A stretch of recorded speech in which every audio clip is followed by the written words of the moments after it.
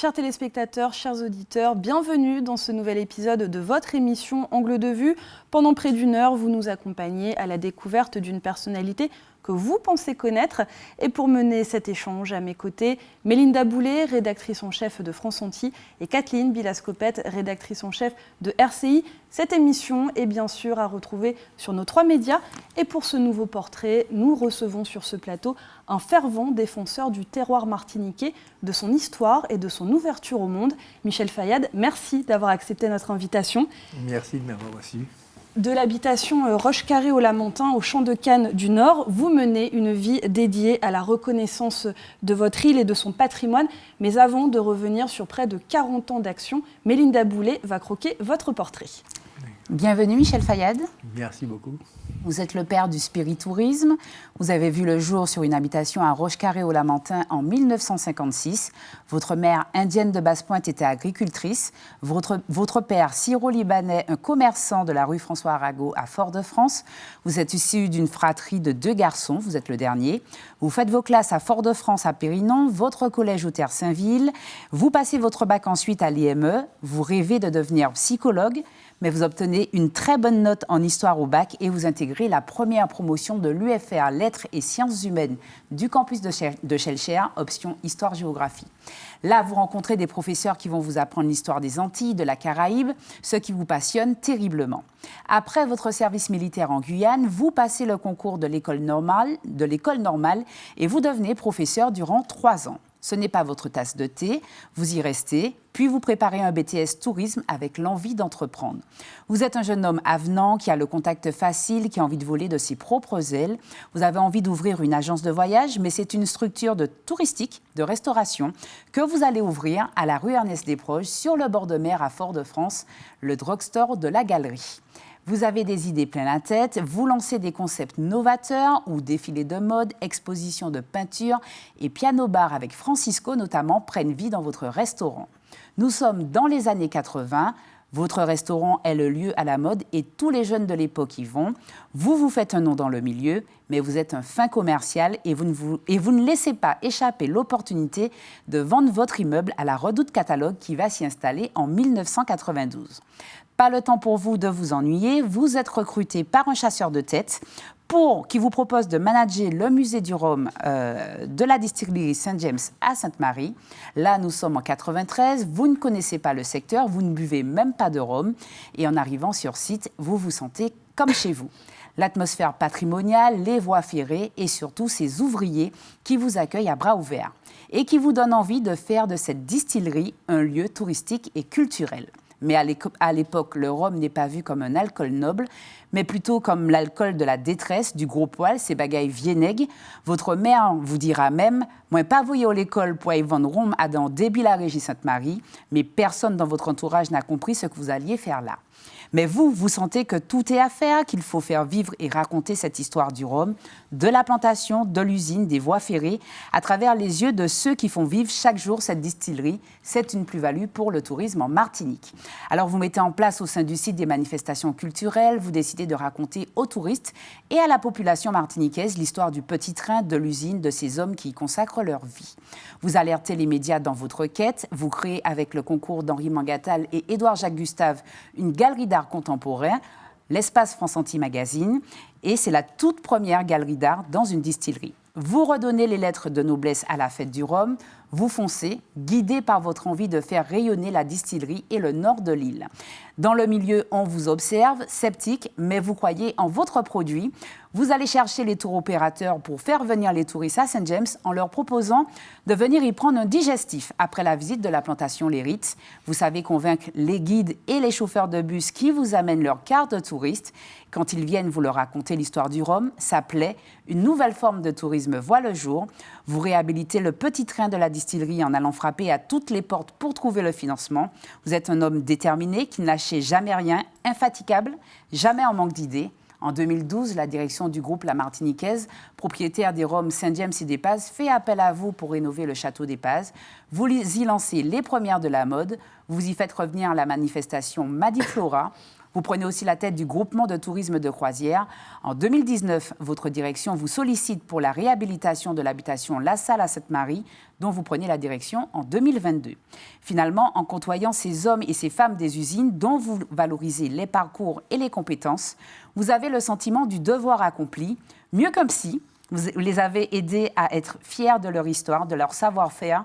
Vous qui rêviez d'histoire, d'anthropologie à travers votre expérience au service du Nord et de la Martinique, vous vous épanouissez pleinement. Vous avez été marié, vous êtes père de 2 enfants à qui vous avez aussi transmis cette fibre entrepreneuriale. Vous êtes grand-père. Ce que l'on sait moins de vous, c'est que vous consignez tout, que vous êtes un salsero, que vous êtes un amoureux des voyages dans la Caraïbe. Vous êtes un fan de Francisco, Eugène Mona, Cassave et Dédé Saint-Prix. 30 ans que vous œuvrez dans le milieu du rhum, de la culture, de l'histoire, du patrimoine. On ne compte plus vos distinctions et récompenses. La dernière en date, celle de chevalier de l'Ordre national du mérite. Alors Michel, vous n'avez pas vu le temps passer, on l'imagine. Et si tout était à refaire, le referiez-vous? Certainement.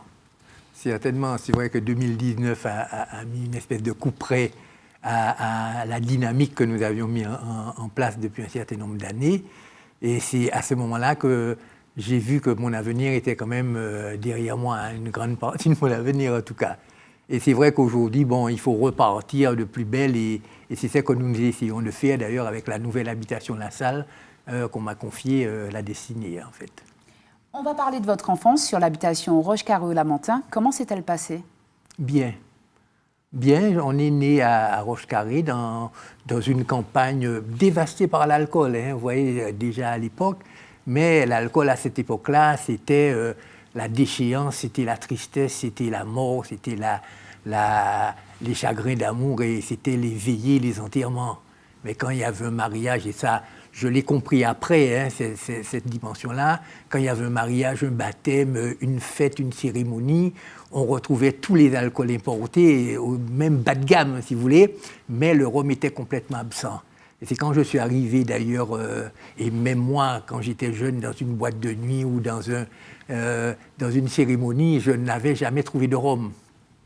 Et c'est quand je suis retourné au musée du rhum et que j'ai vu que des touristes arrivaient un petit peu surpris avec une image du rhum qui évoquait le voyage, les boucaniers, les pirates, les corsaires, enfin, qui représentaient véritablement leur image du voyage et qu'en face, on avait des gens que je comprenais, puisque j'étais né dans ce monde-là, qui pour eux se demandaient, mais qu'est-ce qu'ils viennent chercher là? Le rhum, c'est quand même pas un produit de luxe.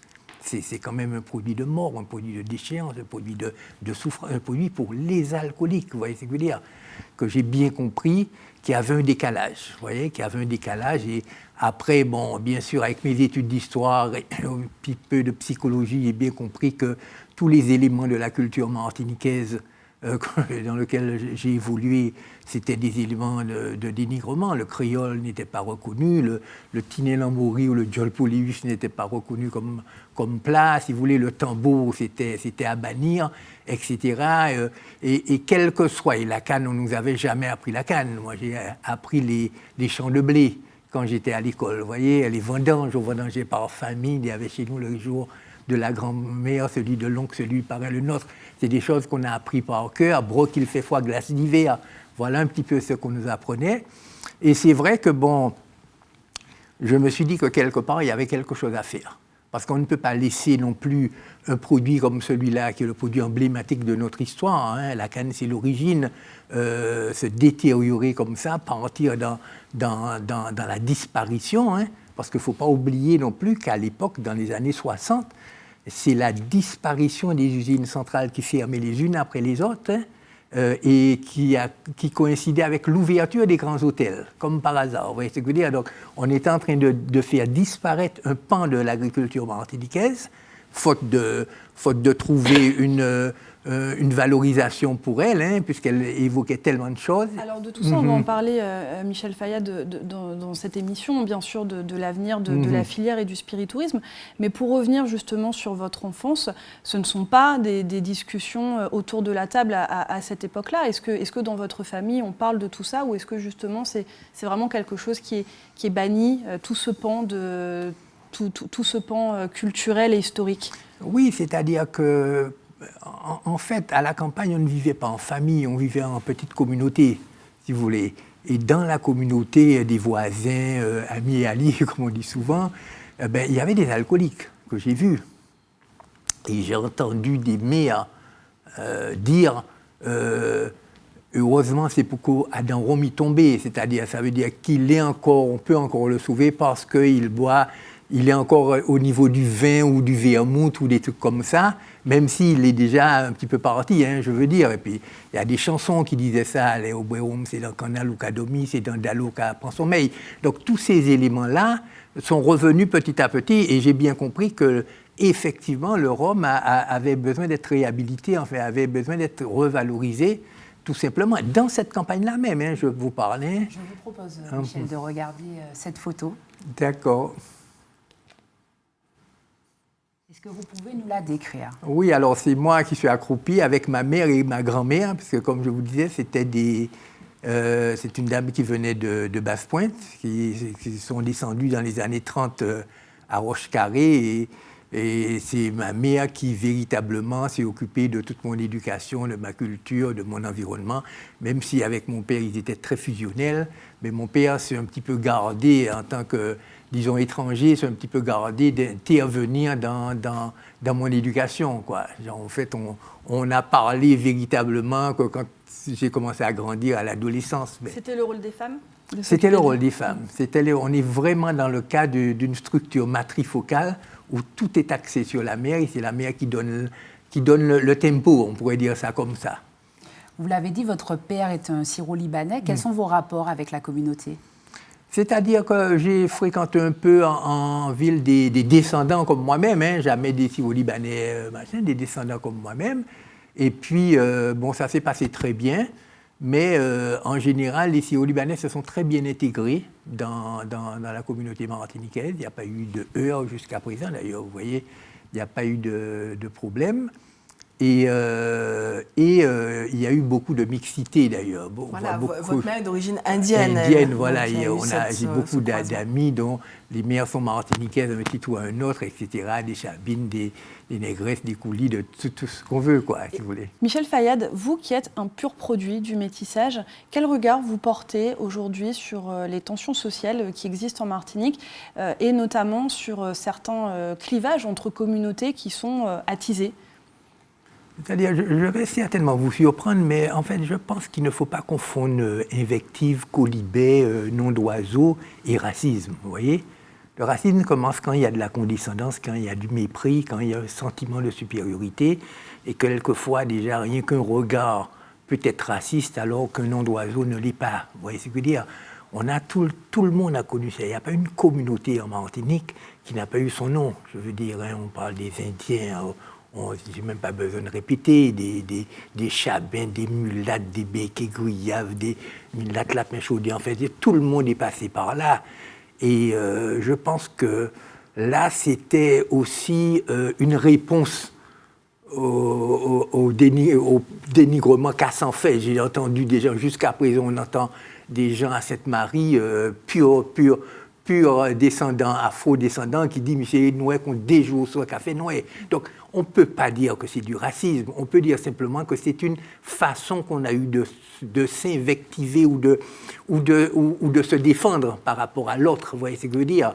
Et donc, chacun a son petit nom, mais disons qu'il ne faut pas confondre ça et puis du racisme purement et simplement, qui veut dire que on a un sentiment... On a de la condescendance, en fait. Pour vous, les clivages n'existent pas? Les clivages existent, mais pas sous forme de racisme, sous forme d'invective et de colibé, hein, on va dire ça comme ça. Mais quand on parle de racisme, il faut savoir bien de quoi on parle. on parle d'un sentiment de supériorité. Là, quelqu'un qui invective quelqu'un d'autre n'a pas un sentiment de supériorité. Je veux dire, quelqu'un qui parle mal des Haïtiens ne se sent pas supérieur à l'Haïtien en pensant qu'il vient d'une race, je veux dire, élite. Vous voyez ce que je veux dire? Et donc, oui, il y a cette façon-là, mais pour moi, on peut considérer ça comme des injures purement et simplement. Vous voyez ce que je veux dire? Alors, bien sûr, ça touche certaines personnes, je comprends bien, mais à l'écrit au racisme pour tout et n'importe quoi, je ne suis pas sûr que ça se passe comme ça. Michel Fayad, votre parcours transpire de votre attachement à cette Martinique natale qui est la vôtre. Est-ce que ça a été dès le départ une évidence que vous feriez vie et carrière professionnelle ici en Martinique, ou est-ce que vous avez été tenté à des moments de quitter la Martinique pour faire carrière ailleurs? Non, pas vraiment. Je suis très attaché à la Martinique, ça c'est vrai. Enfin, et puis après, dans la Caraïbe, puisque c'est mon environnement en premier. Et j'ai fait un petit parcours en France, notamment en faisant des études. 1 an, effectivement, et véritablement, ça ne m'a pas tellement plu. Vous voyez ce que je veux dire? Parce que, bon, après, c'est le monde de la grande ville, etc., et dans lequel on se sent un peu perdu, sur lequel on n'a pas tellement de repères, etc. C'était déjà le modernisme, alors que je trouvais que la Martinique et les Antilles en général avaient une âme qu'on ne retrouvait pas ailleurs. Et c'est cette âme-là que j'ai voulu conserver jusqu'à la journée d'aujourd'hui, d'ailleurs. Michel Fayad, nous allons marquer une très courte pause. On va se retrouver pour la deuxième partie de l'émission et nous allons bien évidemment parler de la filière Rhum. À tout de suite. Ok, merci.